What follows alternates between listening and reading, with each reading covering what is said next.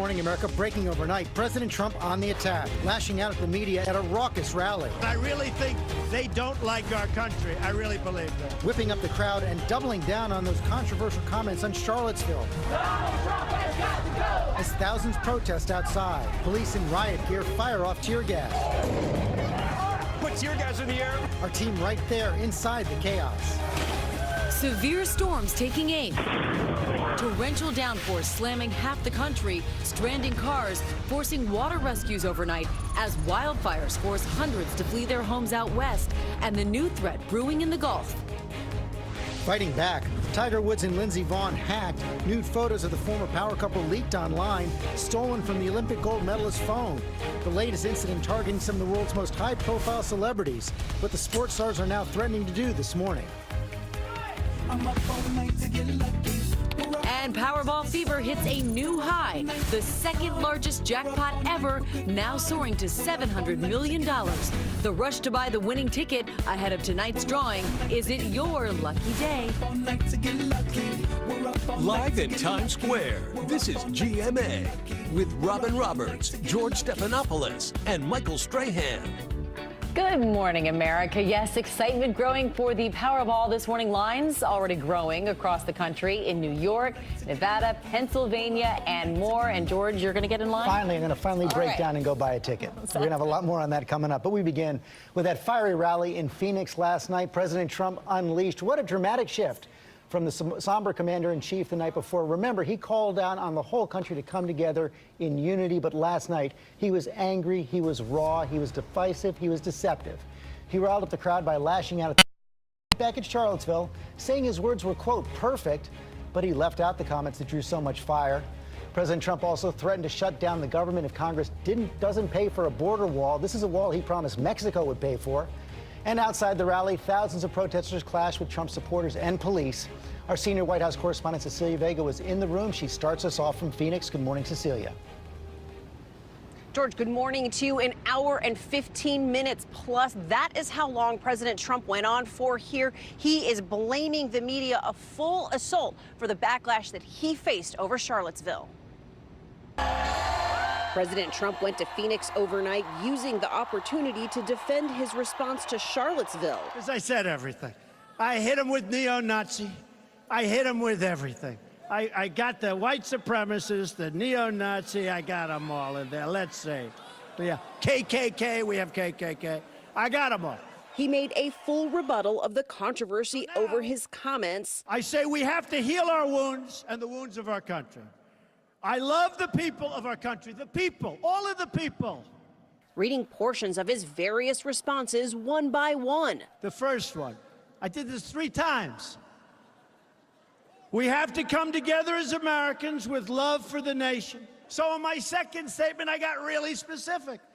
And they said, why didn't he do it faster? Except in his retelling, the president never mentions his most controversial comment. We condemn in the strongest possible terms this egregious display of hatred, bigotry, and violence on many sides. Also never mentioning how many times he reiterated it. And you had some very bad people in that group, but you also had people that were very fine people on both sides. He rallied his base by riling them up, taking dead aim at the media for the fallout over one of his worst weeks as president so far. They make up stories. They have no sources in many cases. They say a source says there is no such thing, but they don't report the facts. And hinting that there's a pardon to come for Arizona's controversial sheriff, Joe Arpaio. But you know what? I'll make a prediction. I think he's going to be just fine, okay? But I won't do it tonight because I don't want to cause any controversy. Is that okay? A campaign rally. They're trying to take away our culture. They're trying to take away our history. And our weak leaders, they do it overnight. Looking ahead to a re-election by a president just 8 months on the job. We are fully and totally committed to fighting for our agenda, and we will not stop until the job is done. The president's re-election campaign estimates there were 15,000 people here in Phoenix to see him. He told that crowd, George, that he will get that border wall built, even if it means the government has to shut down to pay for it. Yeah, that was quite a threat there. Cecilia, so you were in the room last night, 15,000 people there as well. The press is in full view as the president spends about 20 minutes or so at least attacking the media. Just give us a sense of what happens, what that feels like when those attacks come. Well, George, this was incitement, plain and simple. I turned my cell phone camera on the crowd just so you could see the reaction there as we were on the stage. That's what it looks like when the president turns the crowd on you. The president said that journalists hate this country. That's what he told this crowd. This was an assault that went on and on and on. And George, I've got to tell you, this one felt different. It really feels like a matter of time, frankly, before someone gets hurt. It is just shocking that this is happening with an occupant in the White House. We're going to talk about that more with Matt Dowd, but there was more on the streets of Phoenix, Amy. That's right. So many demonstrations both for and against President Trump. So let's go to our chief national correspondent, Tom Yamas, who was there in the middle of all of that chaos. Good morning to you, Tom. Amy, good morning to you. Both sides showed up with massive crowds, but the Phoenix Police Department was ready. It was loud, it was hot, and it was mostly peaceful, but all of that changed right at the end. We were right there as police in riot gear advanced on demonstrators outside of President Trump's Phoenix rally. With moments of brief tension when protesters refused to leave the downtown area, officers wearing gas masks and armed with shields fired off tear gas. When demonstrators threw bottles and other projectiles, police used pepper spray to stop the assaults. You can see the Phoenix Police Department. They're marching through downtown Phoenix right now. They've put tear gas in the air. They're also macing some people. Earlier, police were able to keep the peace as several thousand demonstrators showed up, surrounding the convention center where President Trump held his rally. Walk no shame! Walk no shame! Phoenix police kept both sides separated, but it didn't stop protesters from heckling Trump supporters as they entered the rally. I'm really gobsmacked the way that man has been acting in office. It's been nothing but total disorder. But the president's strong support here showed in the lines that wrapped around the convention center, many waiting 10 to 12 hours to hear the president speak. He's right about everything. We just need to support him as a country. Now, the Phoenix Police Department, again, deserves a lot of credit because the tension was so high here and things could have been much worse. Most of the injuries were heat-related, and there was only a small number of arrests. George? Thank goodness for that. Tom, thanks very much. Let's bring in our chief political analyst, Matthew Dowd. And Matthew, you're kind of running out of the number of times we're going to say we've never seen anything like this before from someone in the White House, from the President of the United States, and such a difference from just 24 hours before.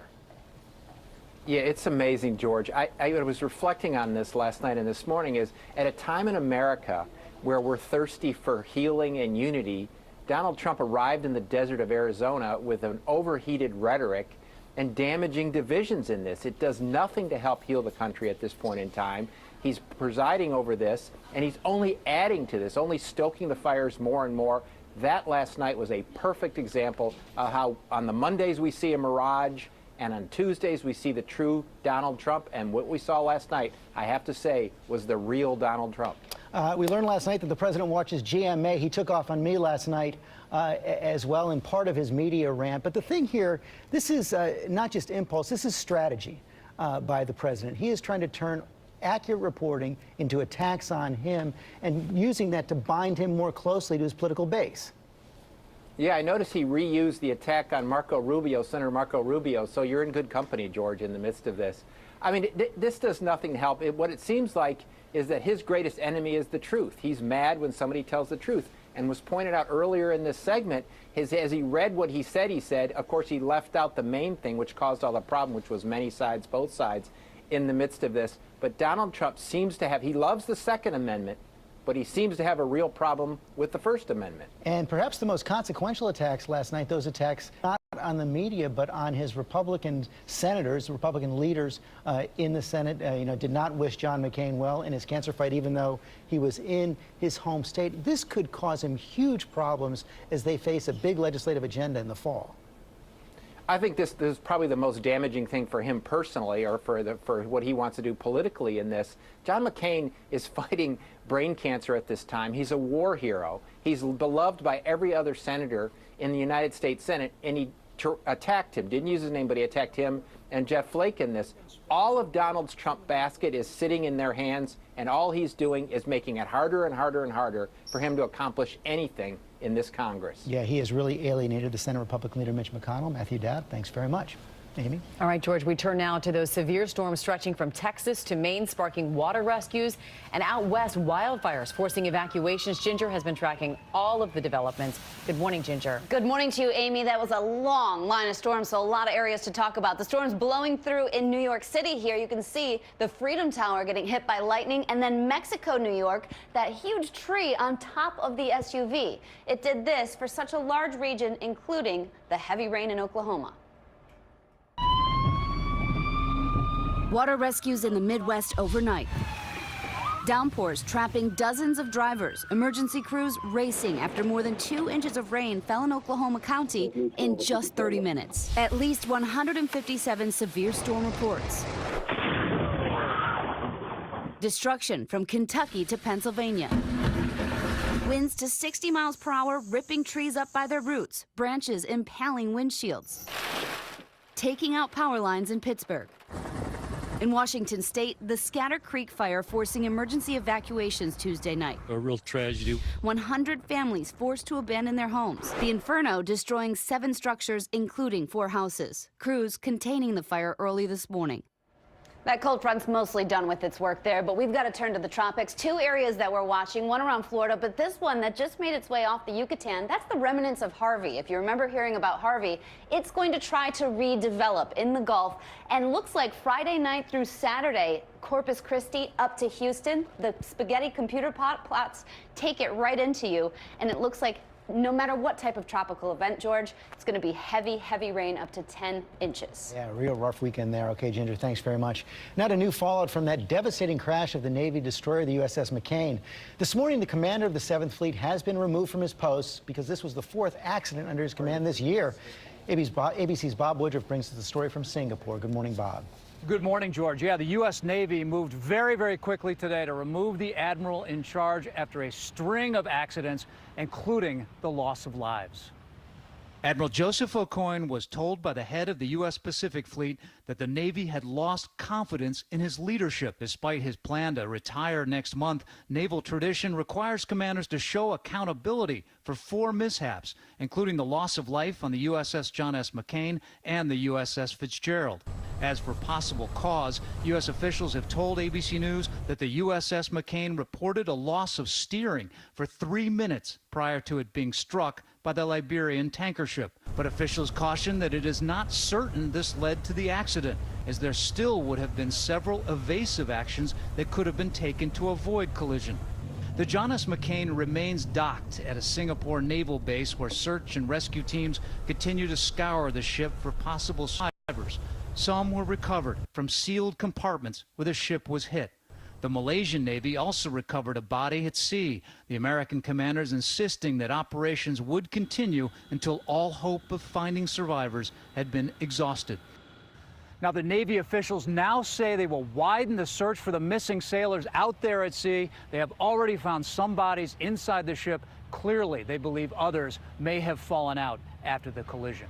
George. Oh, so tragic. Okay, Bob, thanks very much. All right, we turn now to the backlash growing over this photo. Take a look. Treasury Secretary Steve Mnuchin's wife now apologizing for how she responded to criticism for posting a photo tagging the luxury clothing brand she was wearing in front of a government plane. ABC's Mary Bruce has that story.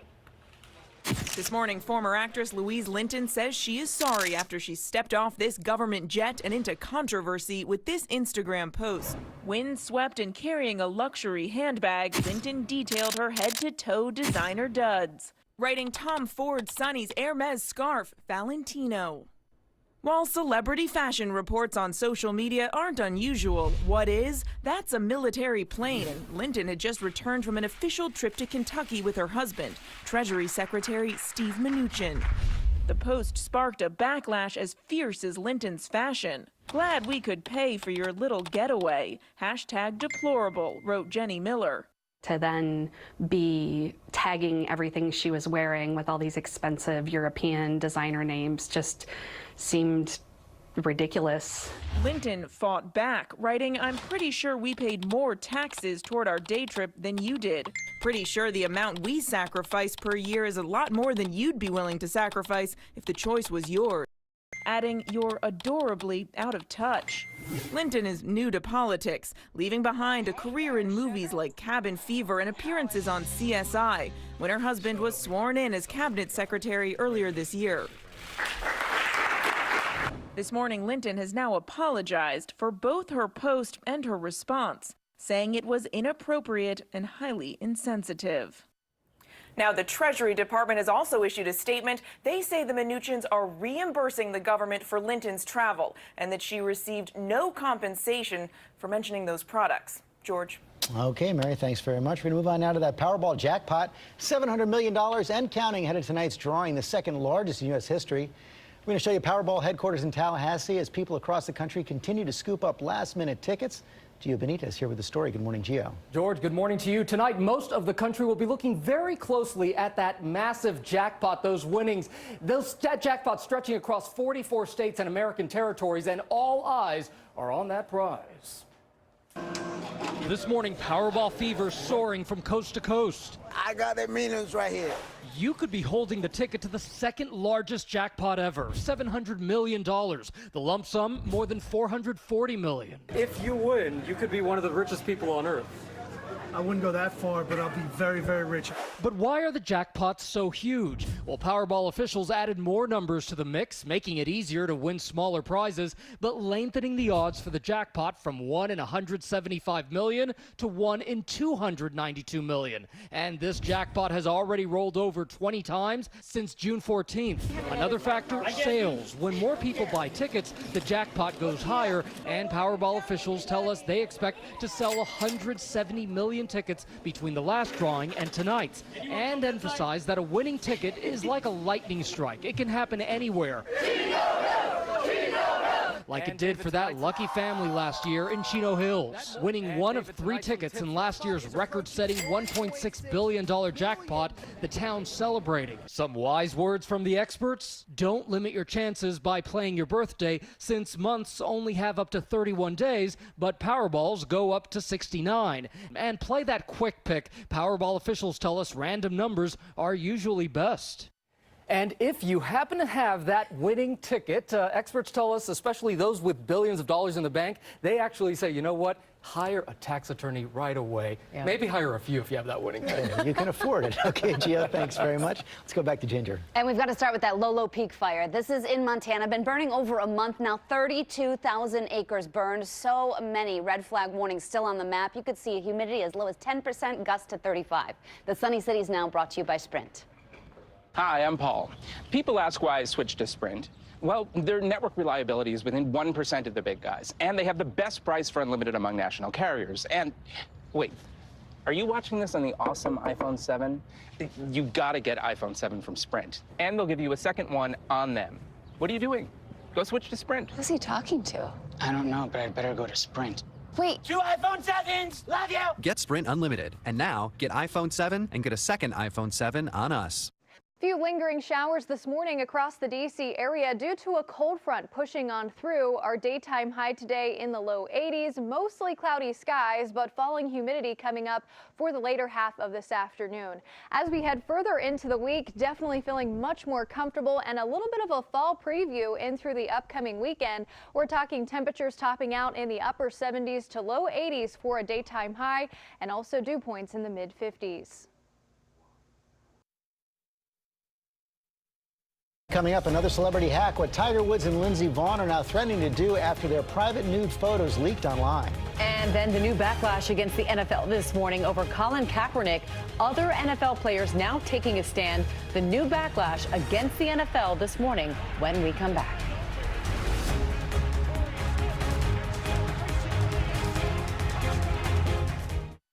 Infinity Paint from HGTV Home by Sherwin-Williams has complete one-coat coverage. And it's also stain resistant.